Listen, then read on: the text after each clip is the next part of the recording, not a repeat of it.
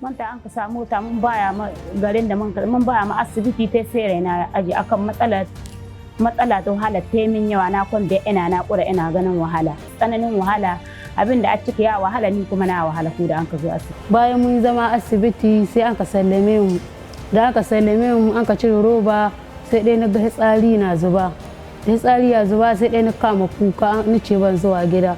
Uwaye na sun ka bani hankuri sun ka ce mu tafi gida in hankuri da kaddarowa Allah. To sai mijina ya zaka ganna ya zaka ta biya ta ganna ko da ya zaka sai ya iske ni ina cikin matsalan nan. Shikenan ya koma gida sai ya komo gani na bi sai ya rubuta takarda ya bani wai dan saboda matsalar ya tsarin gara na samu. Sai ni kan kuka ni kuka uwa ta kuka yanne na kuka masoya kuka. Shikenan sai an kace da sai ina cikin daki ban ci abinci ban ci ban sha ina kuka matsalar yoyon tsarin nan da ya same ni. These are married women that are in their homes, and then they get pregnant, and then along the line of delivery, they have obstructive labor, and then or delayed, and then they are not taken to the hospital as early as they are supposed to do, and then they face this challenge of passing urine. And passing urine or stool is the major problem that we call fistula. Everybody will run away from you because of the smell. Even your husband, some of them will be on the hospital bed when their husband will say, "I have divorced you." The Spotlight Initiative was a major grant that the European Union gave to the United Nations to underpin the work we can do together when we work as one in the United Nations. And the UNFPA's mandate has a big role to play in Spotlight. The purpose of Spotlight was really literally to put spotlight on the fact that gender-based violence is a major challenge globally. And then they selected countries where the challenges were maybe bigger or appeared to be bigger than in others, and Nigeria was one of those countries. One of the things that we are working on is to end fistula, and Nigeria has the world's biggest caseload of fistula cases, currently estimated to be 332,000. Every year we add a minimum of 10,000 to that. Part of that is, of course, that comes back to the other goals. It's about women simply not having access to safe deliveries. But it also comes back to, and that's a harmful practice, child marriages. So in Sokoto we've established a fistula repair center, which is really excellent. Sai an kasa sanarwa cikin gidan rediyo an kace akwai wata asibiti wadda aka ce Maryam Abacha ana magani ana aikin wa matsala amma ba a bara ko ya 50 kun magani ana ba dai shi kyauta ana aiki kyauta abinci kyauta da an kai min aiki kyauta abinci kyauta an ka ba mu kuɗin mota da hijabi sai dai an ka sallame mu an ka sati biyu da roba sai dai an ka sallame mu fitsari na shi kenan ya tsaya kuma na ji sauki kwarai na gode. Collaboration with the UN Spotlight Initiative in this facility. Over the last 3 years, 2019, 2020 and 2021, a total of 375 fistula patients have been repaired in the center, close and dry, of a success rate of 88%. And also the rehabilitation of fistula patients, survivors in general after the repair.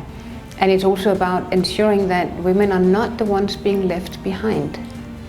And women living in fistula are the ones most at risk of being left behind. They are marginalized and stigmatized. And for a project like this that enables us, together with the communities and state governments, to bring women back into their communities with dignity, that is a game changer for those women.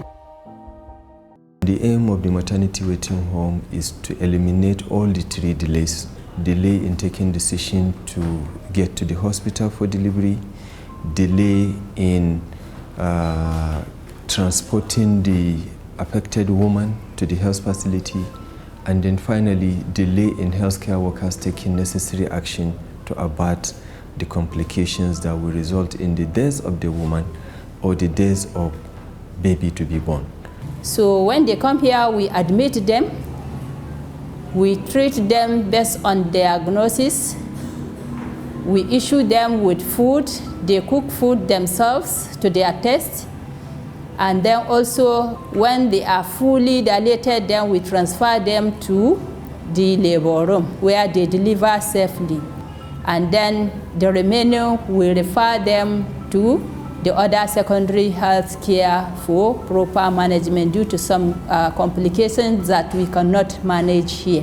Domin zuba jini ko gidira ina zuba jini to haihuwar da naka ina zuba jini amma da na ji wanga abu an fara asibitin ga ana yi nai aironin ciki nan sai ni taho da na taho ni samu kulawa kuma na ga gaskiya canji na samu lafiya an bani magani na sha kuma na ji daɗi na yi murna na yi farin ciki mun gode da wanga abu da an kai mun ji daɗi. We hope that the next step would then be that we get that into routine services so that there is a direct link between deliveries, and if you then end up with a fistula, you would immediately be referred to repair rather than having to wait for us to do we do that 2-3 times a year where we invite women in with fistula and do a repair of many women at the same time. But where we are now with the caseloads in Nigeria, we have to continue to have those months where we invite women in, simply because of the caseload. But to even have that in a state like Sokoto, where it's one of the lowest rates of access to safe deliveries is in Sokoto State. Contraceptive prevalence rate is only 2%. Maternal mortality rate is one of the highest in the countries. So to have this initiative and this possibility in a state with these indicators is life-changing for women, and we have Spotlight to thank for that. We have conducted a lot of activities on the skill acquisition for fistula survivors and gender-based violence survivors. Allow me to end with quoting the wife of the Vice President, who I recently had the pleasure of hosting on an event to end gender-based violence. She made us painfully aware that 1 in 3 women in Nigeria, 1, 2, 3, every 3rd woman we meet is a survivor of gender-based violence. We need to stop gender-based violence now. Dakatar da cin zarafin mata. Gender-based violence.